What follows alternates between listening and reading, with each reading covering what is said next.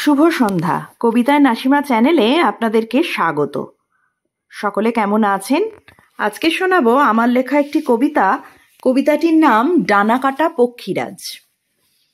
বুকে পিঠে হালকা ব্যথা, মাঝরাত্রির পার, সকাল হলেই চাঙ্গা শরীর, ব্যথা কোথায় আর? ভাঙলে সিঁড়ি হাঁফ ধরে যায়, বোধহয় অনভ্যেস, অসঙ্গতি সামান্যতায় নেই চিন্তার লেশ। শরীর থাকলে একটু আধটু ওসব সবার হয়, সেসব ভেবে বীর পুরুষ থোড়াই পাবে ভয়।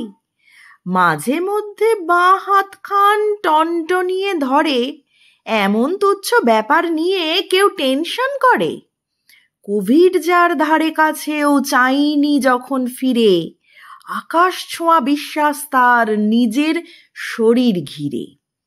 দিব্য ঠোঁটে যখন তখন শলাকা এক জলে, পুড়লে 30 প্রতিদিনে মেজাজ তারে বলে।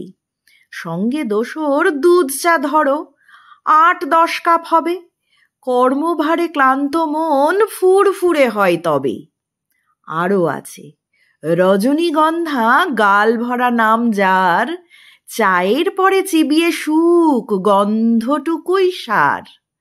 তার সাথে তো মুরগি মাটন নিত্য তেলের কোলে, ভাতের পাত আলো করে মনের সুখে দোলে। চলছিল বেশ এমনি করেই ভাবনা চিন্তা ছাড়া, কে আর জানে ঝুলছে মাথায় অদৃশ্য এক খাঁড়া।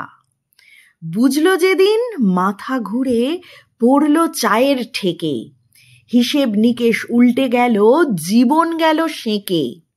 হৃদযন্ত্রে ঘুণ ধরেছে, জানান দেয়নি আগে, নইলে কবেই বীরপুরুষ রাখত তাকে বাগে। অগত্যা হৃদয় কাটার প্রস্তুতি হয় শুরু, 2 পা থেকেই কাটবে শিরা, বক্ষ দুরু দুরু।